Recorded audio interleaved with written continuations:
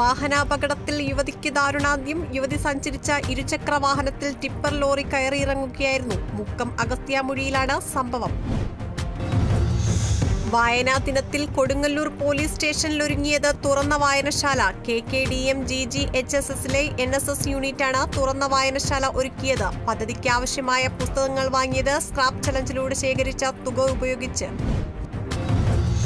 Thrissur Eriyad GKVHS സ്കൂളിൽ വായനാ മാസാചരണവും വിവിധ ക്ലബ്ബുകളുടെ ഉദ്ഘാടനവും നടന്നു. യുവകവി പൗർണമി വിനോദ് ഉദ്ഘാടനം നിർവഹിച്ചു. വിദ്യാർത്ഥികളുടെ കലാപരിപാടികളും അരങ്ങേറി. മുംബൈയിൽ ഓൺലൈൻ വഴി വാങ്ങിയ ഐസ്ക്രീമിൽ കണ്ടെത്തിയ വിരൽ ഫാക്ടറി ജീവനക്കാരന്റേതെന്ന് സംശയം. ഐസ്ക്രീം ഉണ്ടാക്കിയ ദിവസം ഫാക്ടറി തൊഴിലാളികളുടെ കൈവിരലിന് അപകടത്തിൽ പരിക്കേറ്റതായി പോലീസ് കണ്ടെത്തിയിരുന്നു. ഈ വിരലാണോ ഐസ്ക്രീമിൽ കണ്ടതെന്ന് പരിശോധനയ്ക്ക് ശേഷമേ വ്യക്തമാകൂ. വിരൽ DNA പരിശോധനയ്ക്ക് അയച്ചു.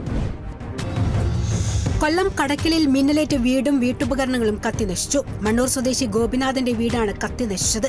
സംഭവത്തിൽ വീടിന്റെ വൈദ്യുത ബന്ധം പൂർണ്ണമായും കത്തിനശിച്ച് ഭിത്തി പൊട്ടിപ്പൊളിഞ്ഞു. സാരമായി പരിക്കേറ്റ ഗോപിനാഥിനെ ആശുപത്രിയിൽ പ്രവേശിപ്പിച്ചു. കാഞ്ഞാണി അന്തിക്കാട് മെയിൻ റോഡിൽ അമൃതം കുടിവെള്ളം പദ്ധതിയുടെ പൈപ്പ് പൊട്ടി കുടിവെള്ളം പാഴാകുന്നു. വെള്ളക്കെട്ട് മൂലം കാൽനട യാത്രക്കാരും സ്കൂൾ കുട്ടികളും ദുരിതത്തിൽ.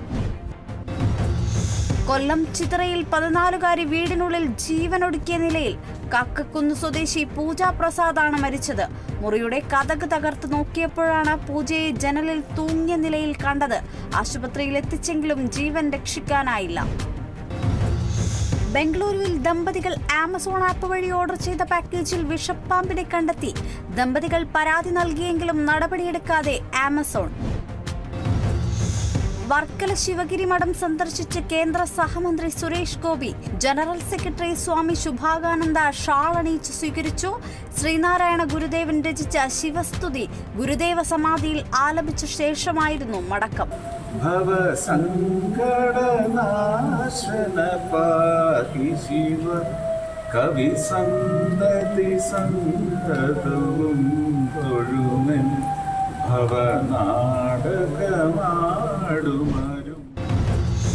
ഓച്ചിറ സ്കൈലാൻഡ് ജംഗ്ഷനിൽ 5-അംഗ സംഘം കഞ്ചാവുമായി പിടിയിൽ. അറസ്റ്റിലായത് ഷൈബുരാജ്, പ്രമോദ്, ജീവൻ ഷാ, കുമാർ, വിഷ്ണു എന്നിവർ. ഇവരിൽ നിന്നും 30 കിലോ കഞ്ചാവ് പിടിച്ചെടുത്തു. വ്യത്യസ്തമായി പാടൂർ അലിമുൾ ഇസ്ലാം ഹയർ സെക്കൻഡറി സ്കൂളിലെ വായനാ ദിനാഘോഷം. ആഘോഷത്തിന്റെ ഭാഗമായി ഓരോ ക്ലാസ്സിലും ഒരു ലൈബ്രറി പദ്ധതി നടപ്പിലാക്കി. വായനാ ദിന പരിപാടികളുടെ ഉദ്ഘാടനം PTA പ്രസിഡന്റ് RH ഹാരിസ് നിർവഹിച്ചു. വായനാ ദിനം ആഘോഷിച്ച് Kundazhiyur GM UP school. Venkitangu ഗ്രാമപഞ്ചായത്ത് ആരോഗ്യ വിദ്യാഭ്യാസ standing committee chairman AT Abdul Majeed ഉദ്ഘാടനം ചെയ്തു. അമ്മമാർക്കും കുട്ടികൾക്കുമായി നടന്ന വായനാ മത്സരം ശ്രദ്ധേയമായി.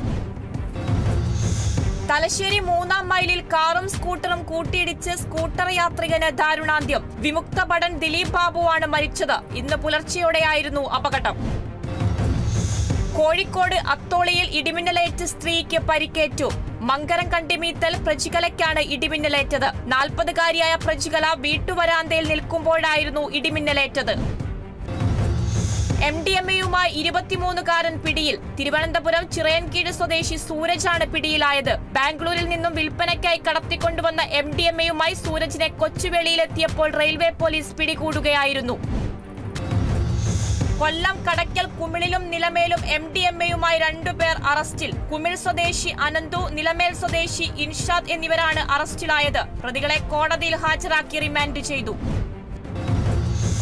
കൊല്ലം നിലമേലിൽ പാമ്പ് കടിയേറ്റ് ഒട്ടകം ചത്തു. നിലമേൽ ഫൈസലിന്റെ 1.5 വയസ്സ് പ്രായമുള്ള ഒട്ടകത്തിനാണ് പാമ്പ് കടിയേറ്റത്. ചികിത്സ വൈകിയതാണ് ഒട്ടകം ചാകാൻ ഇടയായതെന്ന് ഫൈസൽ.